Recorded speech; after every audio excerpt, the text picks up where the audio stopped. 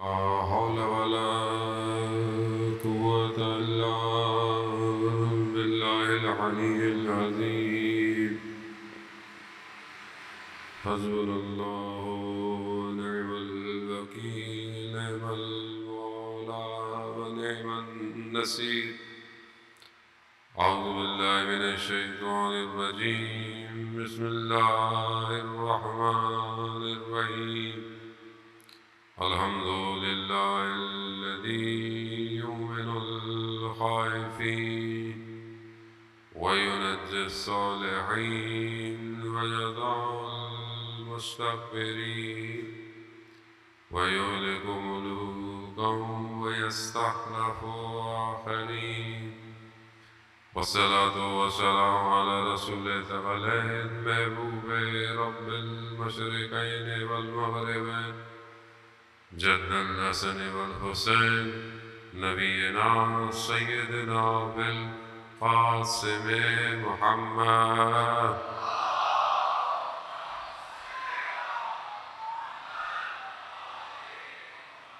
وعلى آله الطيبين الطاهرين المعصومين، لا سيما بقية الله في الأرض روحي وأرواحنا لتراب مقدم الفداء.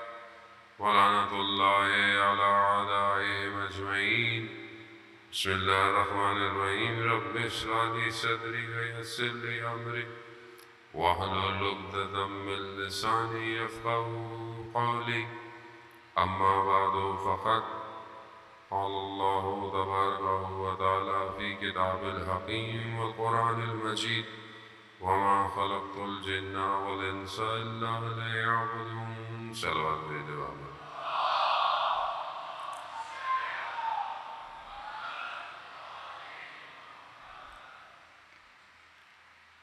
کربلا زندگی کے ہر حصے کو نمایاں کرتی ہے۔ کربلا میں ایسا نہیں ہے کہ کوئی ایک زاویہ صرف بیان ہوا ہو۔ ہر زاویے سے دیکھیں، ہر شخص دیکھے، ہر قوم دیکھے، ہر ایج سے دیکھا جائے تو بھی کربلا اسے درس دیتی ہوئی نظر آتی ہے۔ چاہے وہ بوڑھا ہو، چاہے وہ بچہ ہو، چاہے وہ جوان ہو، چاہے خاتون ہو، چاہے ماں ہو، بہن ہو، ہر زندگی کا حصہ کربلا میں موجود ہے۔ اسی لیے کربلا قیامت تک کے لوگوں کے لیے درس کی جگہ بن چکی ہے۔ قرآن بھی جہاں انبیاؤں کا ذکر کر رہا ہے، جب نبی کا ذکر آتا ہے یا ذہن میں تصور آتا ہے تو ہمارے ذہن میں آتا ہے شاید اللہ کا نبی یعنی کوئی بزرگ، کوئی بوڑھی شخصیت، بزرگ شخصیت۔ بزرگی باطنی ضرور ہے، لیکن اللہ کے نبی جن کو جب پیغام دیا گیا، اور اکثر جو ان کے واقعات ہیں، قصے ہیں قرآن میں، وہ ان کی جوانی کے ہیں۔ یعنی ہمیں جو ہے وہ انبیاء جوان ہیں۔ حضرت ابراہیم نے جب بتوں کو توڑا ہے اور ایک بت کے جو ہے وہ گردن میں لٹکا دیا، وہ حضرت ابراہیم جوان ہے۔ اس وقت جوانی میں جو ہے وہ توحید کا پرچم بلند کر رہے ہیں حضرت ابراہیم۔ جوانی ہے، نکلتے ہیں، دیکھتے ہیں، تاروں کو دیکھتے ہیں، ایک قوم پوجا کر رہی ہے، صبح نکلتے ہیں ستارے غائب، تو فرماتے ہیں کہ یہ تو خدا نہیں ہو سکتا جو دن میں غائب ہو جائیں۔ اسی طرح چاند، اس طرح سورج، وہ یہ جوانی ہے۔ حضرت یوسف کو جب نبوت ملی ہے، عین جوانی ہے، جوانی کے اندر ان کو جو ہے وہ اللہ نے اس پیغام کو ابلاغ کے لیے دیا۔ جوان قرآن کی نگاہ میں بہت امپورٹنٹ ہے، اور یہ جوان ہی ہے جو معاشرے کو چلا سکتا ہے۔ آج بھی وقت کے امام کو جوان کی ضرورت ہے، کیونکہ جوان کے اندر اتنا اسپرٹ ہوتا ہے، اتنے ایمبیشیس ہوتے ہیں، اتنی اس کی انرجی ہوتی ہے کہ وہ تھکتا نہیں ہے، وہ رسک لے پاتا ہے، وہ خوف کو فنا کر دیتا ہے، وہ پہاڑوں کو طے کر سکتا ہے۔ یہ جوان کے اندر اللہ نے تعالیٰ اب دو مشینریاں جو ہیں وہ ایک ساتھ چلتی ہیں، ایک الہی ہے، ایک طاغوتی ہے، شیطان کا سلسلہ ہے۔ وہ اس کی بھی پوری طاقت جوان کے اوپر ہے۔ جتنے بھی واقعات، جتنے بھی داستانیں نبی کے مقابلے میں بھی ہیں، وہ شیطان جوانی میں کر رہا ہے۔ جتنے بھی گمراہ کرنے کے پلیٹ فارمز ہیں، سافٹ ویئرز ہیں، ایپلیکیشنز ہیں، پلاننگ ہے، وہ سب اس کے لیے، وہ جوان کے لیے۔ تو یہاں جوان بہت امپورٹنٹ ہے۔ اگر جوان اپنی قدر کو پہچان لے تو اسے پتہ چل جائے گا کہ خدا نے اسے کتنی بڑی اپرچونٹی دی، اور یہی جوان امت ہے جس امت کو اپنے امام تک پہنچنا ہے۔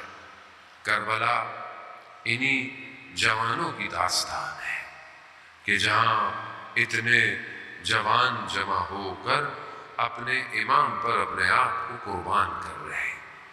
اب یہ جو راستہ بن رہا ہے، یہ جو راستہ بنا ہے جوانوں نے بنایا۔ جوان آج آپ کو کہیں پہ بھی کامیابی نظر آتے ہیں، قوموں کو، ملکوں کو ترقی کرنے کے لیے، چاہے وہ ایجوکیشن ہو، چاہے وہ انڈسٹری ہو، چاہے وہ کوئی بھی سیکٹر ہو، حتیٰ ملکوں کے حدود ہوں، دین کی پاسداری ہو، وہاں پر بھی آپ کو صرف جوان نظر آئے گا۔ جوان تھے۔ 8 سال عراق ایران کی جو وار تھی، اس کے اندر کیسے جوان تھے کہ سحر میں مانا جاتے امیر المومنین پڑھتے ہیں، فجر کی نماز سے پہلے زیارت عاشورہ اور پھر نمازیں پڑھ رہے ہیں۔ ظاہر ہے یہ جوانی میں جو لذت ہے عبادت کی، اور دو ہی کام، دو ہی خواہشات، تیسری خواہش نہیں، یا شہادت یا زیارت، بس امام زمانہ یا شہادت دے دے یا زیارت کرا دے، تیسرا آپشن نہیں ہے لائف میں۔ کیا آج کا جوان اس امید سے آگے بڑھ رہا ہے یا نہیں بڑھ رہا؟ بس یہی عزیزان محترم چند گزارشات آج آپ کے اذان عالی میں منتقل کرنی ہے کہ جوان جو ہے وہ ایک ایسی مشینری ہے کہ جسے اگر صحیح طریقے سے سسٹمیٹک نہ کیا جائے تو قوم برباد ہو جاتی۔ اندلس یہ جب آپ جاتے ہیں کہ جب عثمانی دور تھا، اسلام کی بڑی حکومت تھی، اسلام کی بڑی پھیلی ہوئی حکومت تھی، الغرض صحیح کتنا کیا تھا وہ الگ بات ہے، لیکن بہرحال اسلام جو ہے وہ مثلا یورپ کے قلب تک پہنچ چکا تھا، ہر جگہ تھا۔ کس چیز نے جوان کو برباد کیا؟ وہ جوان تھے ظاہر۔ دشمن ضعف کو پہچانتا ہے، دشمن کمزوریوں کو جانتا ہے۔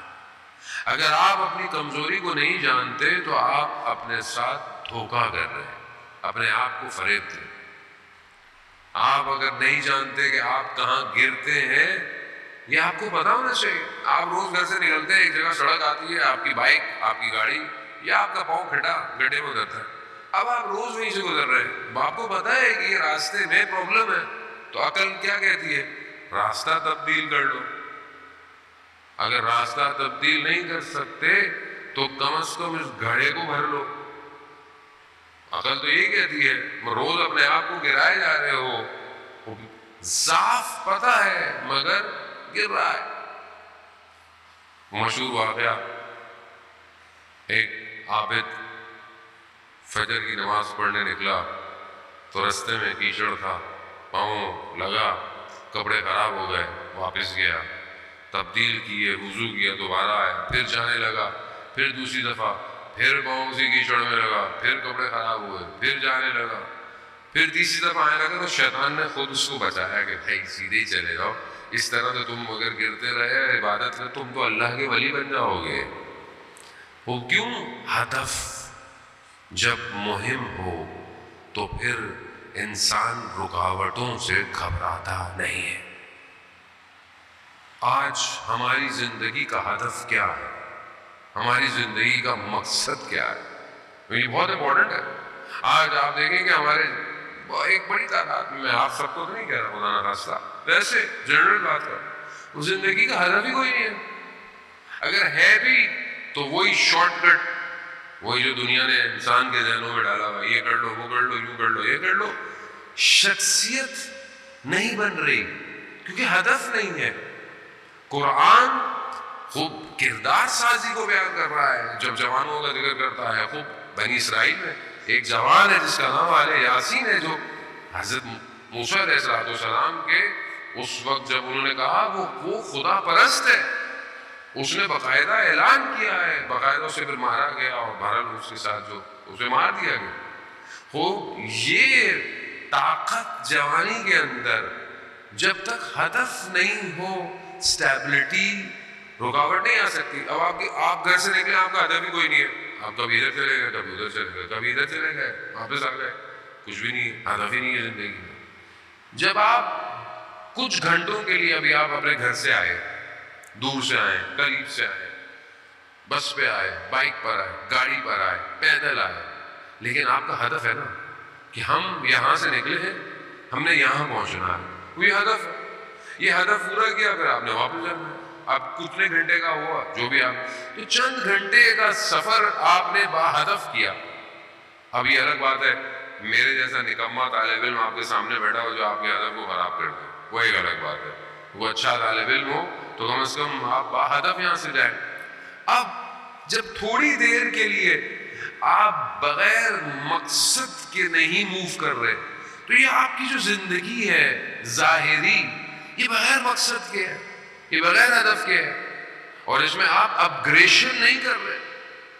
ہدف کیا ہونا چاہیے؟ خدا بولے کہ میں پڑھ رہا ہوں، پڑھائی میرا ہدف، یہ میرا ہدف۔ اور یہ دیکھیں، یہ دنیا کے جو سسٹم ہے یہ بہت اچھے ہیں، ان کو آپ نے اور بہتر کرنا ہے، اس کی کاؤنسلنگ کریں، بہتر سے بہتر اپنے آپ کو آگے کی طرف بڑھیں، لیکن اصل مقصد بندگی ہے، اصل مقصد خدا کی عبودیت ہے۔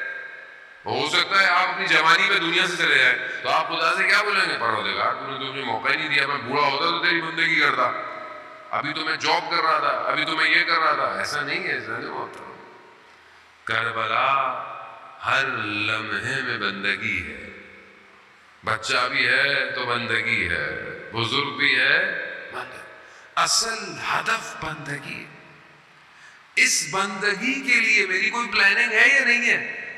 اس بندگی کی طرف میں بڑھا ہوں کہ نہیں بڑھا؟ قرآن یہی دعوت دے رہا ہے کہ تم بندگی کی طرف بڑھو، عبودیت کی طرف۔ جب تم بندگی کی طرف آؤ گے تو خدا تمہارے سامنے کائنات کو مسخر کر دے گا، کھول دے گا۔ جب تمہارا ارادہ قوی ہوگا، مضبوط ہوگا، تو خدا تمہارے لیے بند سے بند دروازے کھول دے گا۔ جوانی، حضرت یوسف، 7 دروازے بند ہیں، سامنے زلیخا ہے، زلیخا اپنا تقاضا کر رہی ہے۔ وہ مصر آسان نہیں ہے، مصر کا وہ دور، اس میں زلیخا کا کردار، اور اس میں 7 دروازے بند، زبان زد عام پر زلیخا کی زیبائی اور حسن اور جمال لوگوں کو پتا تھا۔ 7 دروازے بند ہیں، مگر حضرت یوسف نے اپنی عین جوانی میں کہا پروردگار تیری پناہ چاہتا ہوں۔ ہدف، اللہ کے وہ نبی ہیں تو کیا کہا؟ یوسف گھوم جاؤ، بند دروازے خدا نے کھول دیے۔ ہو اگر ہم بھی خدا کی خاطر اگر کسی گناہ سے نگاہوں کو جھکا لیں تو خدا ہمارے لیے بھی بند دروازوں کو کھول دے گا۔ وہ یہ جوان وہ اپنے آپ کو پہچان نہیں رہا، اس کی تو اس کا مقصد نہیں ہے، ہدف نہیں ہے، وہ بیٹھا ہوا ہے، رات کو بیٹھا ہوا ہے، رستے میں چل رہا ہے، بیٹھا ہوا ہے، کبھی انسٹاگرام ایک ختم، دوسرا اس کا پیج، اس کا پیج، یہ ختم ہوا، ٹک ٹاک شروع ہو گیا، وہ ختم ہوا، دیکھ یہاں رہتے ادھر دیکھنا شروع کیا، ادھر دیکھنا شروع کیا، یوٹیوب، فیس بک، وہ تو مصیبت ہے بھائی۔ جتنا اپنے آپ کو اس پہ چھوڑو گے برباد کر دے گا. یہ تو کنواں ہے, یہ تو تمہارے کردار کو کھا جائے گا, برباد کر دے گا. آج کا جو ہائبرڈ وار سسٹم ہے, یہ تو تمہارے لیے تو منتظر بیٹا. یہ تو اصل یہ تو جس طرح مچھلی کے لیے کانٹا ڈالا جاتا ہے, اس سسٹم نے کانٹا ڈالا ہوا ہے. ایک دفعہ آؤ تو صحیح, کلک تو کرو, پھر دیکھو میں تمہیں کہاں لے کے جاتا ہوں. کیسے بچیں گے جب آپ اپنی زندگی کی ہدف بندی کریں گے. اتنے گھنٹے سوشل میڈیا ہے, اتنے گھنٹے کتاب پڑھنا ہے, اتنے گھنٹے ایجوکیشن ہے, اتنے گھنٹے ماں باپ کی خدمت کرنی ہے, اتنے گھنٹے گھر میں ٹائم دینا ہے, اتنے گھنٹے آزادی. خوب زندگی کا ہدف ہونا چاہیے. جو جتنے لوگوں کی ہم باتیں سنتے ہیں ظاہری طور پر, جو لوگ بہرحال ظاہری طور پر جو کامیاب لوگ ہیں, وہ بھی اپنی زندگیوں کو ایسے نہیں لے کے چل رہے. ہر کسی کا اپنی زندگی, اور وہ جو الہی نظام کے لوگ ہیں ان کا لمحہ لمحہ خدا کی بارگاہ میں ریکارڈ ہو رہا ہے. وہ ایک لمحے کے لیے غفلت نہیں کرتے. یہاں ذرا سی غفلت ہوئی, شیطان نے دبوچ لینا ہے. یہ انسان رجب علی خیاط عشق کیمیا اردو کے اندر بھی کتاب ہے, اگر آپ لوگوں کو فرصت ملے تو آپ ضرور پڑھیں. رجب علی خیاط اپنی جوانی ہے, خیاط ہیں, ٹیلر ہیں, گھر میں کوئی نہیں ہے, کوئی خاتون ہے, انہوں نے تقاضا کیا کہ کوئی بھی نہیں دیکھ رہا, انہوں نے کہا میں دروازہ بند کرنے جاتا ہوں. دروازہ بند کرنے گئے, خدا سے سودا کیا, خدا کوئی نہیں دیکھ رہا, میں تیری خاطر دروازہ کھول کر باہر جا رہا ہوں, تو میری خاطر کیا کرے گا. بس یہ کیا, اللہ نے عالم غیب کا پردہ ہٹا دیا. ہدف وہ انسان. سید الشہداء نے امام جعفر صادق علیہ السلام ارشاد فرماتے ہیں,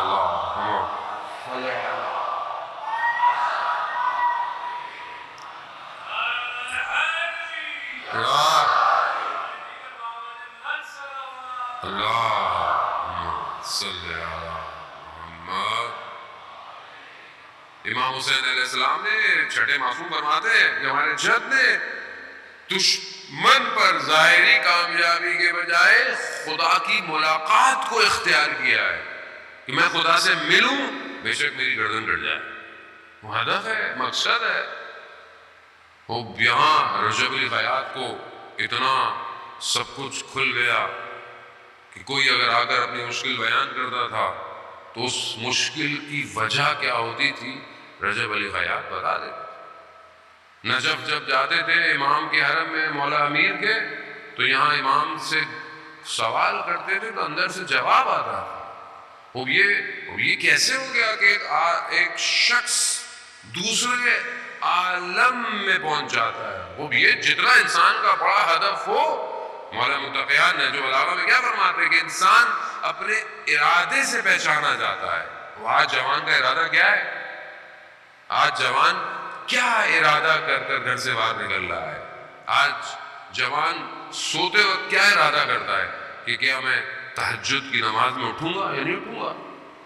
اب جس کا ارادہ ہی نہیں ہے تہجد نہیں پڑھنی, فجر بھی ہو گئی تو ہو گئی, نہیں ہو گئی تو خیر ہے, کوئی مسئلہ تھوڑی ہے, تو اس کا ارادہ کتنا ضعیف ہے, اسے پھر کیا ملا.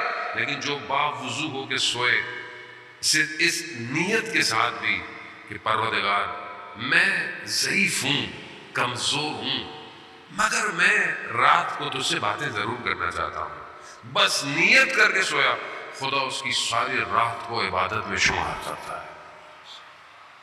وہ یہ ہدف ہے نا, اس کو سونے کا بھی بیکار سو بھی نہیں رہا.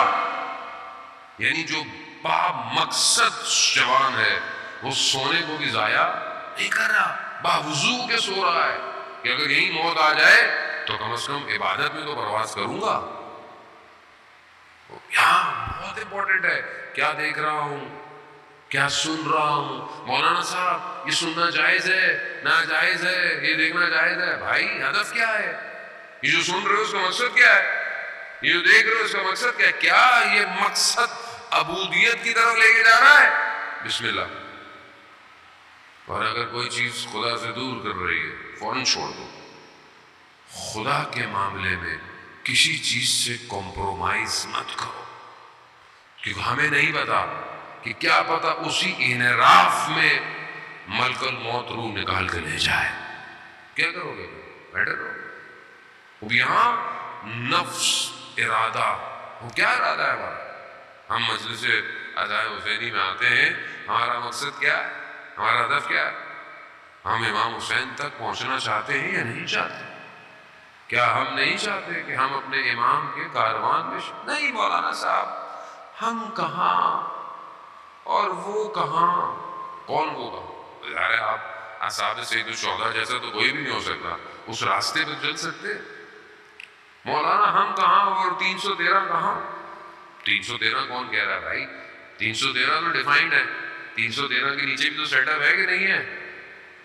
کیوں اپنے آپ کو اتنا کمزور کر رہے ہیں کہ میں کچھ نہیں کروں؟ مجھے بعض جوان بہت خوش قسمتی ہوتی ہے، میں اپنے آپ کو بھی مثلا بعض اوقات دیکھتا ہوں کہ یہ جوان مجھ سے بہت اچھا ہے جو اتنا اسٹرانگ کہتا ہے کہ میں امام کے لیے اپنی زندگی گزار رہا ہوں، میں چاہتا ہوں میں امام کے لشکر میں جاؤں. وہ ارادہ تو کر رہا ہے.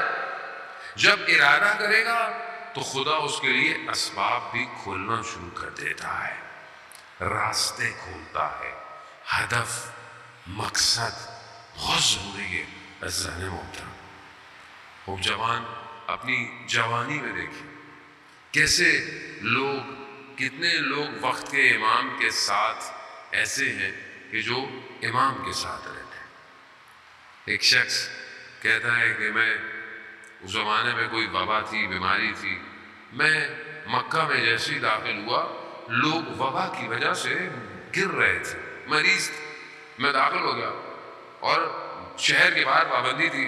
پہلے زمانے میں جب کسی شہر میں وبا ہوتی تھی لوگوں کو باہر نہیں نکلنے دیتے، وہیں پر باہر بندے، اور میری حالت خراب. اسی حالت میں میں نے توسل کیا تو میں نے دیکھا کہ ایک شخص آیا، اس کے ہاتھ میں کوئی برتن میں کوئی کھانا تھا، اس نے اپنے ہاتھوں سے مجھے کھلایا. جیسے ہی ایک نوالا میرے وجود میں گیا تو میرے وجود میں طاقت آ گئی. ذرا سی مجھے طاقت آئی تو میں نے کہا کہ میں یہاں سے جانا. انہوں نے کہا کہ میرے ساتھ چل. میں نے کہا پہرے لگے ہوئے ہیں. انہوں نے کہا کہ چلو. پہرے لگے ہوئے، لیکن جنہوں نے پہرا لگایا وہ ہمیں دیکھ ہی نہیں رہے، شہر سے باہر مجھے پہنچا دیا. جاتے وقت میں نے ان سے پوچھا کہ آپ کون ہیں، آپ اپنا نام؟ انہوں نے کہا کہ جب تم شہر میں داخل ہوگے تو جو تیسرے شخص سے ملو گے تو تمہیں بتایا گا. اب یہ اسی اضطراب میں خیر گیا اصفہان کا رہنے والا تھا. رات میں جب شہر میں داخل ہوا ایک دو لوگوں سے ملا تو تیسرا شخص جو تھا وہ شہر کا دروغہ تھا، جو رات کو شہر کی نگہبانی کرتا تھا، عام سا لوگ. اب یہ بڑا پریشان کہ یہ عام سا آدمی اس آدمی کے بارے میں کیا بتائے گا. ابھی میں یہ سوچ رہا تھا کہ اس شخص نے مجھے بولا کہ وہ جو شخص تمہیں ملے وہ وقت کے امام تھے. اب یہ عام آدمی کوئی نہیں ہوتا، چاہے انسان موچی ہو اصفہان کا یا تلائیاں سینے والا تہران کا، اگر ارادہ بلند ہو تو وقت کا امام خود ملنے آتا ہے، خود ملنے آتا ہے. صلاحیت پیدا کرنی، اپنے آپ کو اس قابل کرنا پڑتا ہے. یہی چیز آپ کو امام کی حکومت میں شامل کرے گی. وہ امام کی حکومت آسان نہیں ہے.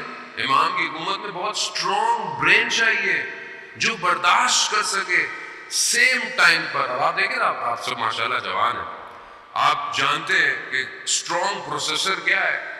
آج جس جنریشن پر پروسیسر اور چپ چلے گئے ہیں، خاص طور پہ موبائل کے، آپ کتنی ونڈوز کھول لیں، کتنی اپلیکیشنز کھول لیں، کتنی اس کو کھول لیں، اس کی میموری بھی بڑھ گئی ہے، پروسیسر میں بھی طاقت بڑھ گئی ہے، گرافکس سب کچھ. کیوں؟ جتنی طاقت ہے اتنی پروسیسنگ جو ٹائم ہے اس کا بڑھ گیا ہے.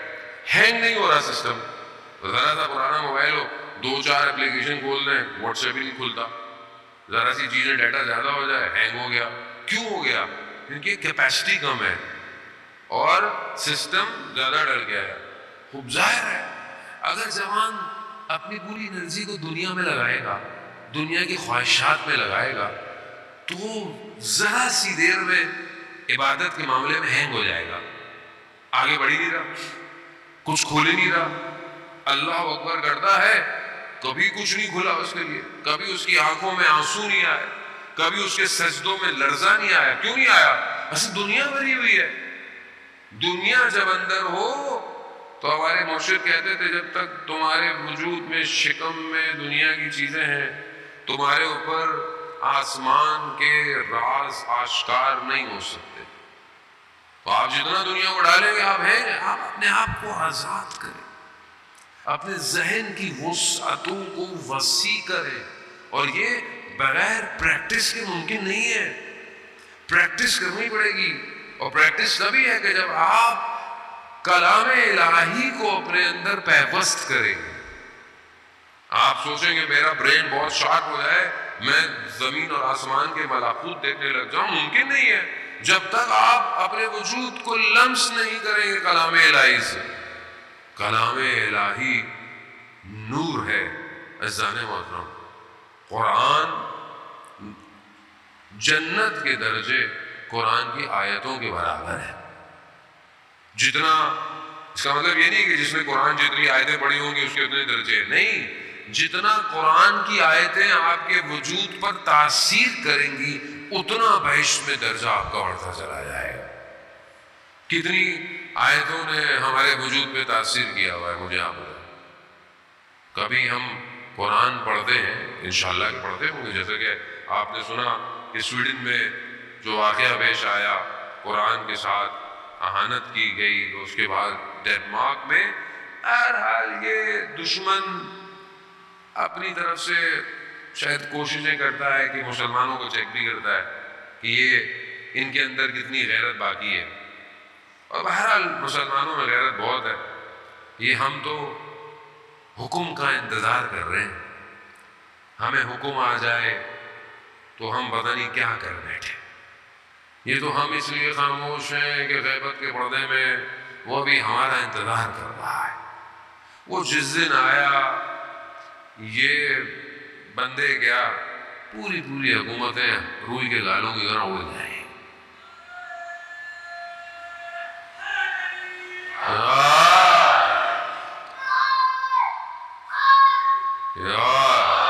خوب ظاہر ہے. دیکھیے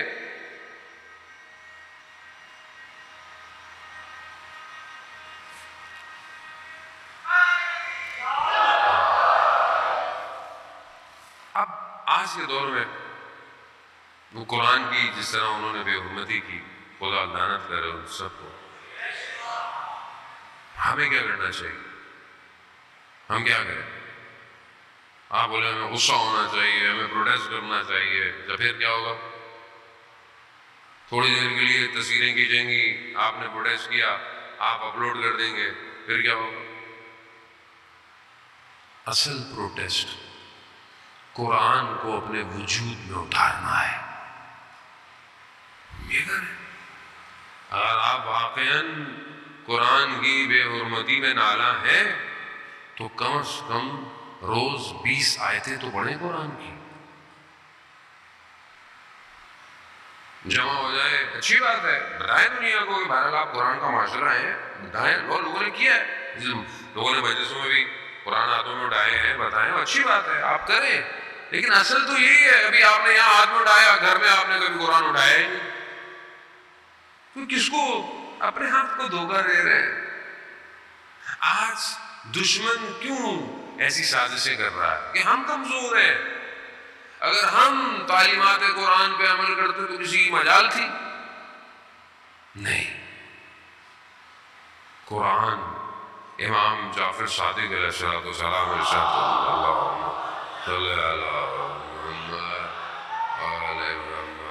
امام فرماتے ہیں کہ امام کا جو قول ہے، خدا بہرحال میں اپنے آپ سے مخاطب ہوں، آپ کو نہیں کہہ رہا، خدا مجھے توفیق دے. امام فرماتے ہیں کہ 50 آیتیں قرآن کی ڈیلی پڑھنی چاہیے، 50. لیکن بعض روایات کہتی ہیں کہ اگر 20 پڑھو تو کم از کم غافلوں میں سے نہیں. لیکن کتنا ہم پڑھتے ہیں؟ اور یہ جانے محترم دیکھیں، قرآن صرف ثواب کمانے کے لیے نہیں پڑھنا، آپ نے قرآن سمجھنے کے لیے پڑھنا، تدبر، تفکر۔ میری زندگی گزر گئی، میں نے قرآن کی تفسیر نہیں دیکھی، مجھے پتہ ہی نہیں کتنی تفسیر ہے، تفسیر کہتے کیسے؟ یہ کیسے ہوگا کہ آپ دیکھیں جب رسول خدا حضرت محمد مصطفیٰ صلی اللہ علیہ وآلہ صلی علی محمد، جب رسول خدا فرماتے ہیں کہ میں تمہارے درمیان میں دو چیزیں چھوڑ کے جا رہا ہوں، کیا؟ ایک قرآن، ایک اطاعت اہل بیت۔ جو دونوں کو تھامے گا، پکڑے گا، وہ مجھ تک پہنچے گا۔ یعنی امپورٹنٹ چیز ہے نا، ایسی تو نہیں ہے۔ تو اب میں نے قرآن کو کتنا تھاما ہوا ہے، اور قرآن اہل بیت سے جدا نہیں ہے، اہل بیت قرآن سے جدا نہیں ہے۔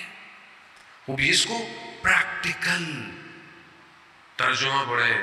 اب تو بہت آسان ہو گیا ہے انٹرنیٹ پہ، تو اب تو ہمارا بھی جو چینل ہے سبیل قرآن، 7 منٹ میں آپ ڈیلی تفسیر کے ساتھ آپ پڑھیں۔ 7 منٹ نہیں ہے آپ کے پاس، 3 منٹ میں آپ ترجمے کے ساتھ، 3 منٹ نہیں ہے میرے پاس، وہیں پر میں امام زمانہ کے پاس کیسے جاؤں گا جب 3 منٹ نہیں ہے میرے پاس؟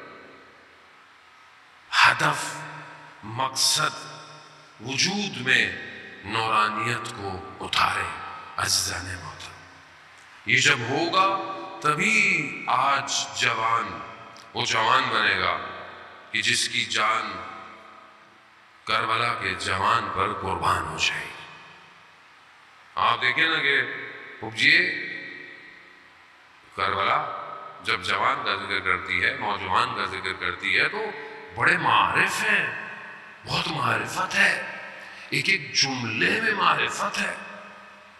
تو کیا میں اپنی زندگی میں میرا رول ماڈل جوان ہے؟ آپ تو بولیں گے ہاں جی مولوی صاحب ہم جوان کو فالو کرتے ہیں، مطلب کوئی فٹ بالر ہے وہ بھی تو جوان ہی ہے، کوئی کرکٹر ہے وہ بھی جوان ہے، کوئی مطلب کسی کو کوئی اور گیم پسند ہے، کسی کو کوئی اور چیز پسند ہے، وہ اچھی بات ہے۔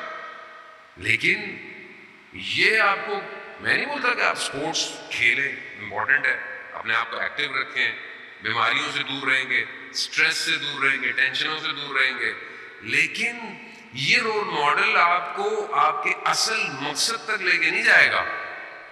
آپ کو ایسے جوان کی ضرورت ہے کہ جو آپ کو آپ کے اصل ہدف تک لے کے جائے، اور وہ سوائے کربلا کے جوان کے کوئی اور جوان نہیں ہے۔ وہ جوان کہ جو اپنی جوانی میں نقاب لگاتا ہو، حسن اتنا ہو، جس کا کردار، جس کی گفتار، جس کا سب کچھ شبیہ پیغمبر ہو۔ امام حسین علیہ السلام فرماتے تھے کہ جب ہم چاہتے تھے اپنے نانا کی آواز سننا، ہم علی اکبر کو سنتے تھے۔ ہم چاہتے تھے جب اپنے نانا کے چہرے کو دیکھنا تو ہم علی اکبر کے چہرے کو دیکھتے تھے۔ اب یہ بھی امام حسین کی اسٹریٹجی کا حصہ تھا۔ امام حسین نے تہجد کی نمازوں میں علی اکبر کو مانگا ہے۔ جوان ایسے تھوڑی ملتا ہے، ایسے کیسے کوئی پیدا ہو جائے کہ جو 1400 سال گزرنے کے بعد بھی جوان ہے؟ ابھی تک جوان ہے نا۔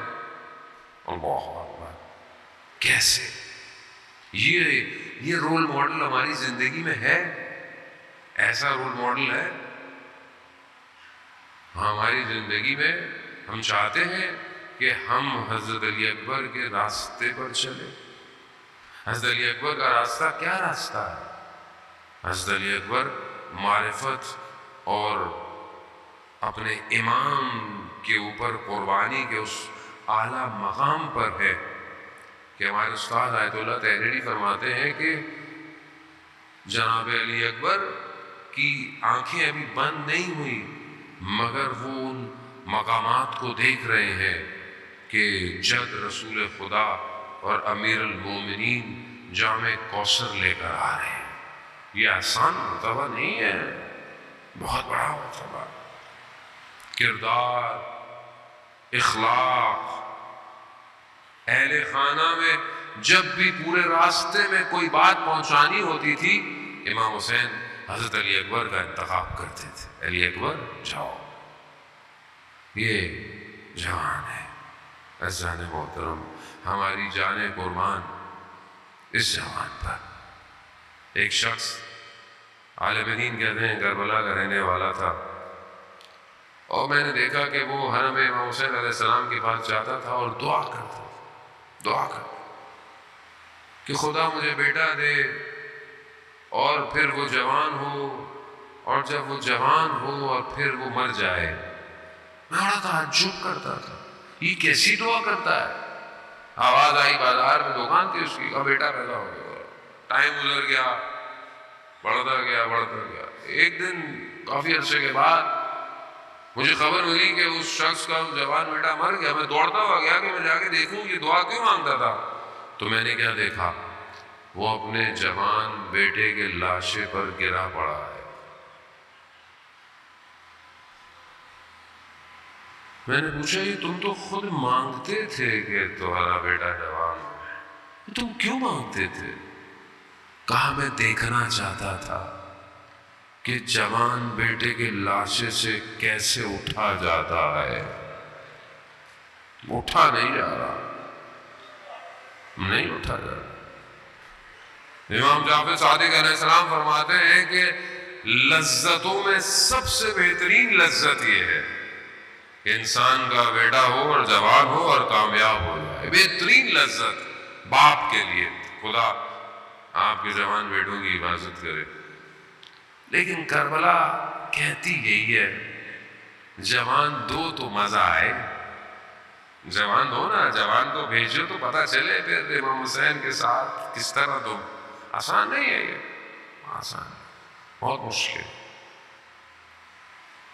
امام فرماتے ہیں بہترین لذت بیٹا جوان ہو، کامیاب.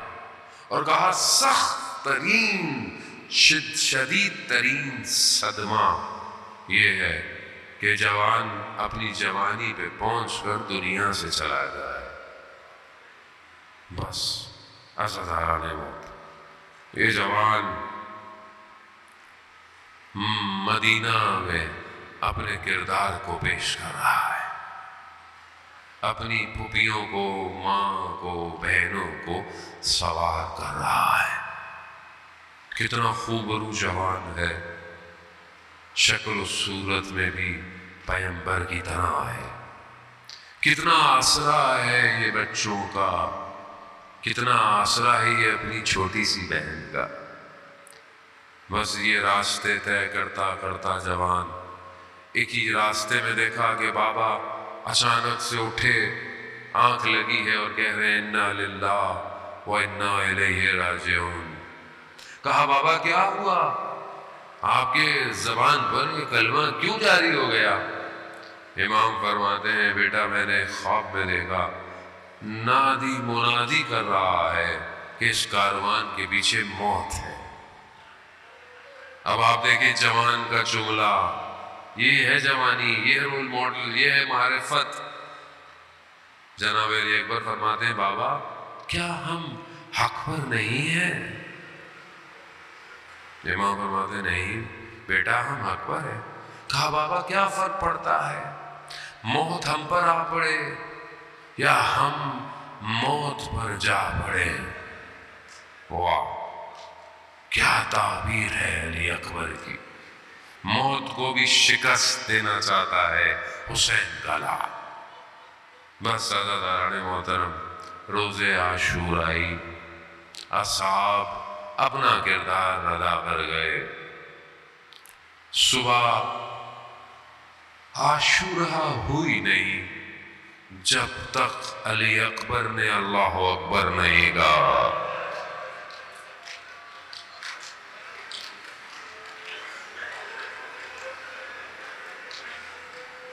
امام حسین اپنے جوان کو اذان دیتا دیکھ رہے ہوں گے، اللہ اکبر.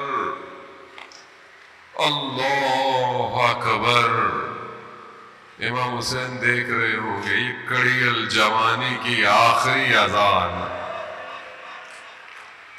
اہل حرم سن رہے ہوں گے اشہد ان محمد رسول اللہ. یا رسول اللہ یہ آپ کی نشانی. اللہ، یہ اذان جو آج تک گونج رہی ہے یہ علی اکبر کی. بغیر علی اکبر کی اذان کے خدا نے بھی روز عاشورہ کے سورج کو طلوع نہیں کیا. علی اکبر، علی اکبر. بس روز عاشورہ آئی. حسین جیسا مہربان کریم کوئی نہیں، جس نے قربانی دینے میں سب سے پہلے اپنا جگر پیش کیا. میرا بنی ہاشم. اللہ اکبر. خیموں سے رخصت طلب کرنے گیا. ذیشان حیدر جوادی پڑھا کرتے تھے خدا ان کے درجات بلند فرمائے. روز عاشورہ ان کا انتقال. کتنے بامعرفت تھے. روز عاشورہ مجلس پڑھ رہے تھے عاشورہ کی، اور کہا کہ یہ کناتے مت ہٹانا، جانتے تھے کچھ گھنٹوں کے بعد مر جائیں گے. واہ، کمال ہے. پڑھتے تھے کہ جب علی اکبر خیمے سے نکلنا چاہتے تھے نا تو خیمے کا پردہ ہٹتا تھا پھر گر جاتا تھا، پھر ہٹتا تھا پھر گر جاتا تھا. تو کہا دیکھا ایک چھوٹی سی بچی ہے جو بھائی کو لپٹے ہوئے ہے.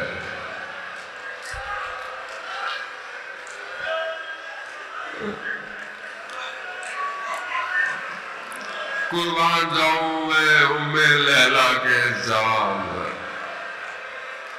چھوڑ نہیں رہے. علی اکبر تم گئے تو پھر کون؟ آسرا ختم ہو رہا ہے. مگر تقدیر الہی علی اکبر آئے. اللہ، کس طریقے سے امام نے علی اکبر کو رخصت کیا. مشہور جملے ہیں آپ سنتے رہتے. امام نے جناب اکبر سے کہا اکبر بیٹا جتنا ممکن ہو سکے موڑ موڑ کے مجھے دیکھتے جانا.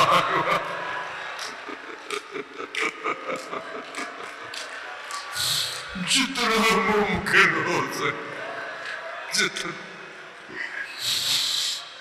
حضرت آقا محترم کاش آپ کا کوئی جوان بیٹا ہو. میرا بیٹا جوان ہو رہا ہے نا، میں دیکھتا ہوں اسے.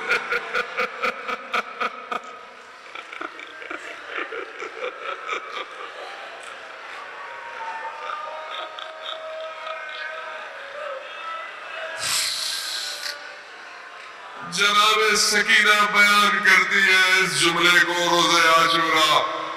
کہتے ہیں کہ جب بھائی علی اکبر گئے نا اور آنکھوں سے اجل ہو گئے تو میں نے بابا کو دیکھا دشت کربلا میں گھٹنوں کے بل بیٹھ گئے.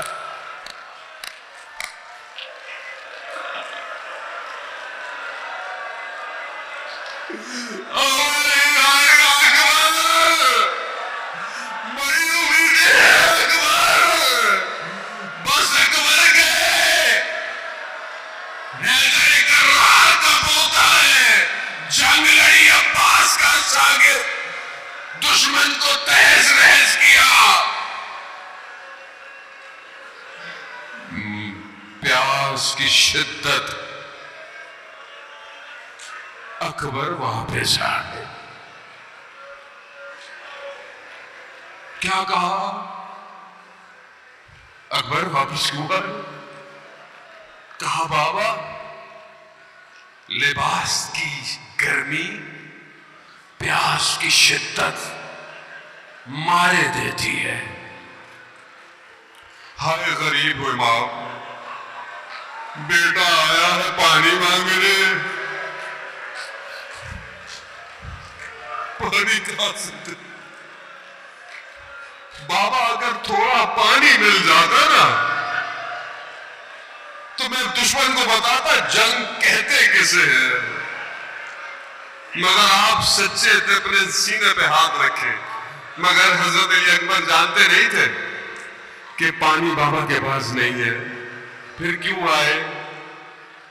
علماء کہتے ہیں باپ بیٹے کی محبت ایسی تھی. اللہ. مقاتل کہتے ہیں امام نے اپنی زبان کو علی اکبر کی زبان میں ڈالا. حضرت علی اکبر نے چیخ ماری، کہا بابا آپ کی زبان تو میرے زبان سے بھی زیادہ خشک ہے. ارے علی اکبر آپ کو کیا پتا آپ کے بابا کتنے دن کے پیاسے ہو گئے. بس میرے مولا نے کہا بس چند جملے، بڑا گریہ کیا آپ نے، جوان ہیں جوانی کی قدر کرے، علی اکبر شفاعت کریں گے. عزاداران محترم، بس میرے مولا نے کہا علی اکبر بس دیر ہو رہی ہے اب جاؤ. بس علی اکبر گئے. عزاداران محترم، جتنا علی اکبر لڑ سکتا تھا لڑا، مگر ایک نیزہ بلشی کی طرح آیا، حضرت علی اکبر کی کمر میں پیوست ہوا. استاد سبت جعفر نے کلام لکھا کہ علی اکبر نے گھوڑے کے اوپر اپنی بازوؤں کو یوں ڈالا. مقتل کے جملے ہیں، دشمن کی طرف جب گھوڑا چلا